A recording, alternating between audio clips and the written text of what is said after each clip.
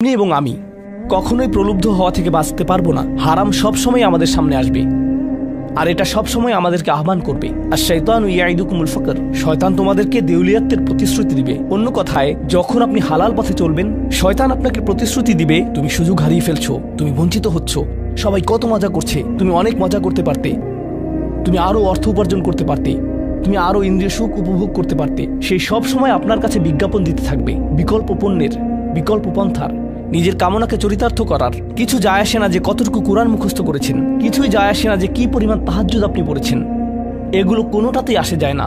শয়তান থামবে না। দিন শেষে আপনি তো একজন মানুষই। দিন শেষে কামনা বাসনাগুলো আপনার মাঝে থাকবে, আর শয়তান থামবে না, সে আপনার পিছনে লেগেই থাকবে। শয়তানের একটা কৌশল আল্লাহ বর্ণনা করেছেন। তার মনস্তাত্ত্বিক কৌশলটি হলো যায়্যানা লাহুমুশ শাইতানু আমালাহুম। শয়তান তাদের কাজগুলোকে তাদের কাছে আকর্ষণীয় করে দেয়। শয়তান আপনার কাছে আসবে, আপনাকে প্রলুব্ধ করবে। তখন আপনি বলবেন, হ্যাঁ এটা খারাপ, কিন্তু আমি তো অনেক ভালো কাজও করি। হ্যাঁ আমি এলোমেলো কাজ করছি, কিন্তু আমি তো নামাজও পড়ছি। আর আমি তো কাফেরও না, তো সমস্যার কিছু নেই। আর এইবার করেই আমি থেমে যাব। এমন না যে আমি এটা করতেই থাকবো, শুধু একবারই করব। এভাবে নিজেকে সব ধরনের যুক্তি দিতে থাকেন, নিজে নিজে এটাকে বৈধতা দিতে থাকেন। আপনার চিন্তায় এটা এখন আর অতটা খারাপ না।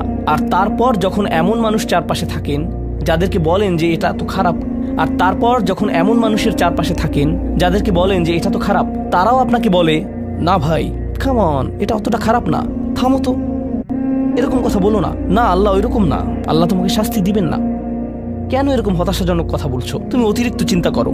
আপনি তা শুনেন, আর এটা আপনাকে প্রভাবিত করতে শুরু করে। কিন্তু যখন কাজটা করে ফেলেছেন, যেটাই করেছেন, হতে পারে এটা অ্যালকোহল অথবা অন্য কোনো মাদক, এটা কারোর সাথে সম্পর্ক হতে পারে, সেটা যাই হোক, যখন নিজেকে বলেন যে এটাই শেষবার, কিন্তু এটাই শেষ তো না। কারণ যখনই কাজটা ঘটে যায় আর কয়েকদিনের মধ্যে অনুশোচনাও কেটে যায়, তখন মোবাইলে আরেকটা মেসেজ চলে আসে, তারপর আরেকটা দাওয়াত আসে, তারপর আপনি বলেন না এটাই শেষবার, আবারও সেই চক্রে আটকে যান, আর আবারও সেটা করেন, আর তা করতেই থাকেন। শয়তান ঠিক এটাই চেয়েছিল। মানুষ এই চক্র বন্ধ করতে পারে, আল্লাহর প্রতি নিবিষ্ট হয়ে বলতে পারে, ইয়া আল্লাহ, আমার বন্ধুরা কি বলছে তাতে কিছু যায় আসে না, শয়তান কি ওয়াসওয়াসা দিচ্ছে তাতে কিছু যায় আসে না, কতবার এই বিভৎস চক্রে আটকা পড়েছি তাতে কিছু যায় আসে না। আমি ফিরে আসলাম, আমি ফিরে আসলাম, আমি ফিরে আসলাম 2 দিন অনুতপ্ত থেকে আবারও পাপে লিপ্ত হওয়া থেকে। আমি ফিরে আসলাম আপনার কাছে ক্ষমা চাওয়ার পর আবারও পাপ করা থেকে। ওয়ালাম ইউসিরু আলা মা ফাআলু ওয়া হুম ইয়ালামুন। তারা পাপ কাজগুলো বারবার করে না, আর তারা জানে যে তারা কি করছে। আমি সেই লোকদের অন্তর্ভুক্ত হব না। ওয়ালাইসাতিত তাওবাতু লিল্লাযিনা ইয়ামালুনা আস-সাইয়্যাত। তওবা, অনুশোচনা তাদের জন্য কাজ করে না যারা পাপ করতেই থাকে। এমনকি তওবা করার পরেও এটা সেই মানুষদের জন্য না যারা এই চক্রে আটকে যায়। এটা তাদের জন্য যারা বলে, ইয়া আল্লাহ, আমি জাহান্নামে যেতে চাই না, আমি জাহান্নামের যোগ্য অনেক কাজ করেছি, কিন্তু এখন আমি থেমে যাচ্ছি। আর এটাই চূড়ান্ত। তারা হলেন আল্লাহর কাছে বিশেষ মানুষ, কারণ আল্লাহ জানেন এটা কতটা প্রলুব্ধকারী ছিল, আল্লাহ জানেন সেই আসক্তি কতটা শক্তিশালী ছিল, আল্লাহ জানেন পাপের কত গভীরে আপনি ছিলেন, আল্লাহ জানেন আপনার উপর শয়তানের সেই দীর্ঘ নিয়ন্ত্রণের কথা, আর আপনি সেই নিয়ন্ত্রণ ভঙ্গ করতে এবং আল্লাহর কাছে ফিরে আসতে সক্ষম হয়েছেন। আল্লাহর পথে আপনার এই যাত্রা অন্য মানুষের তুলনায় অনেক কঠিন। আপনার সামনের প্রলোভনগুলো অনেক শক্তিশালী, আপনার প্রতি অভিকর্ষের টানটি অনেক বেশি শক্তিশালী, আর এর সাথে লড়াই করে যেহেতু আল্লাহর কাছে এসেছেন, তাই আপনি বিশেষ মর্যাদা সম্পন্ন। এটা মনে করবেন না যে আমি তাহাজ্জুদ পড়ি না তাই আমি অতটা ভালো না, অথবা আমি আরবি জানি না, বা আমি এখনো সম্পূর্ণ কোরআন পাঠ করিনি, আর আমি তাজবিদের নিয়মগুলো জানি না। না না না না না, আপনার বিশেষত্ব এজন্য না যে আপনি 17 বার হজ করেছেন। আপনার জ্ঞান এবং ইবাদতের জন্য আপনি আল্লাহর কাছে বিশেষ না, আপনি আল্লাহর কাছে বিশেষ মর্যাদা সম্পন্ন, কারণ আপনি পাপ থেকে বেরিয়ে এসেছেন, আর আপনি শুধু তার ভয়েই ভীত। এটাই আপনাকে আল্লাহর কাছে বিশেষ মর্যাদা সম্পন্ন করে। তাই আপনিও ইবাদুর রহমান। তো এখান থেকে আল্লাহ আমাদেরকে সম্পূর্ণ বিপরীত দিকে নিয়ে যাচ্ছেন। এই প্রত্যেক শ্রেণী সম্পর্কে চিন্তা করুন, কিভাবে এগুলো আপনার সাথে প্রাসঙ্গিক, কিভাবে আপনি আল্লাহর কাছে বিশেষ মর্যাদা সম্পন্ন হতে চান, কিভাবে আপনি আল্লাহর নৈকট্য পেতে চান, কিভাবে আমি আল্লাহর নৈকট্য পেতে চাই। আমাদের কাছে এটা আসলে কতটা মূল্যবান। পাপ হলো এক প্রকারের ভালোবাসা। আমরা এর মোহে পড়ে যাই, আমরা এতে আসক্ত হয়ে যাই।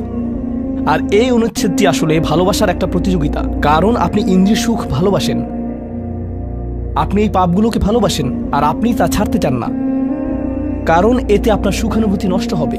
আর অন্যদিকে আল্লাহ বলছেন, আমি আমার নিজের দ্বারা সেই সুখকে প্রতিস্থাপন করে দিব, আমি এটাকে আমার নৈকট্য দ্বারা প্রতিস্থাপন করে দিব। আল্লাহ এই সুযোগ দিয়েছেন। আপনার নিজেকে এই সমীকরণের আলোকে সিদ্ধান্ত নিতে হবে। আপনি এই পরিস্থিতিতে পড়বেন, অন্য কেউ জানবে না, কেউ জানবে না যে আপনার মাথায় কি সংগ্রাম চলছে, কেউ জানবে না, শুধু আল্লাহ জানবেন। আর প্রসঙ্গক্রমে উদাহরণস্বরূপ আপনাদের কেউ কেউ যখন হারাম সম্পর্কে জড়ান, নিশ্চিত বলছি না, আপনাদেরকে অভিযুক্ত করছি না, কোনো মানুষ, আপনারা না, কোনো মানুষ যাদেরকে আপনারা চিনেন, তারা হয়তো অনৈতিক সম্পর্কে জড়িত, আর আপনি তা থেকে বের হতে চাচ্ছেন। তো আপনি এই আলোচনা শুনে তাকে মেসেজ দিলেন, আমি আর এটা করতে পারবো না। সে উত্তর দিল, তুমি কি আমাকে ভালোবাসো না? তুমি এখন আমাকে ঘৃণা করো? তুমি কি মনে করো যে আমি তোমার জাহান্নামে যাবার কারণ? আমি কি এতটাই খারাপ? এখন আপনি বলছেন, না তুমি অতটা খারাপ না, না আমি তোমাকে ভালোবাসি, তুমি মোটেই খারাপ না, তুমি অনেক ভালো। ঠিক আছে, যদি আমার সাথে সম্পর্ক সমাপ্ত করতে চাও, আজকে রাতে আমার সাথে দেখা করো, আর আমার মুখের সামনে এটা শেষ করো। না, এটা আমি করতে পারবো না। ঠিক আছে, তুমি আমাকে ঘৃণাই করো, আচ্ছা ঠিক আছে, আমি আসছি। এটা আবার শুরু হয়ে গেল, আর এরপর আপনি আবারও তওবা করতে চান। দেখতে পাচ্ছেন, এটা শুধুমাত্র আপনি না, আপনি হয়তো আবেগগতভাবে কোনো কিছুতে জড়িয়ে যেতে পারেন, আর এখন আপনি আবেগগতভাবে ব্ল্যাকমেলের শিকার হচ্ছেন। এর দ্বারা আপনি খারাপ বোধ করবেন। আপনাকে এর বিরুদ্ধে যুদ্ধ করতে হবে, আপনাকে এটা অবদমন করতে হবে, আর আপনাকে উপলব্ধি করতে হবে যে আপনি হয়তো কাউকে হতাশ করছেন, কিন্তু আল্লাহকে সন্তুষ্ট করছেন। আর আপনি এটা শুধু নিজের জন্যই করছেন না, বরং এটা ওই মেয়ের জন্যও করছেন, বা ওই ছেলের জন্যও করছেন যে আপনার মেসেজের জবাব দিচ্ছে। সে আল্লাহর সামনে দাঁড়াবে এটাও আপনি চান না। আপনি যদি তাকে আসলেই ভালোবাসেন, শুধুমাত্র যদি তাকে কামনা না করেন, বরং তাকে ভালোবাসেন, তাহলে আপনি তাকেও রক্ষা করতে চাইবেন। তো এখন আমরা খুবই অপ্রত্যাশিত স্থানে চলে যাচ্ছি। আল্লাহর কাছে আরো কে বিশেষ মর্যাদা সম্পন্ন? ওয়াল্লাযীনা ইযা আনফাকু লাম ইউসরিফু ওয়া লাম ইয়াকতুরু ওয়া কানা বাইনা যালিকা কওয়ামা। এই মানুষেরা যখন তারা অর্থ ব্যয় করে, তারা সকল অর্থ উড়িয়ে দেন না, তারা অতিরিক্ত খরচ করেন না, আর তারা কৃপণও নয়।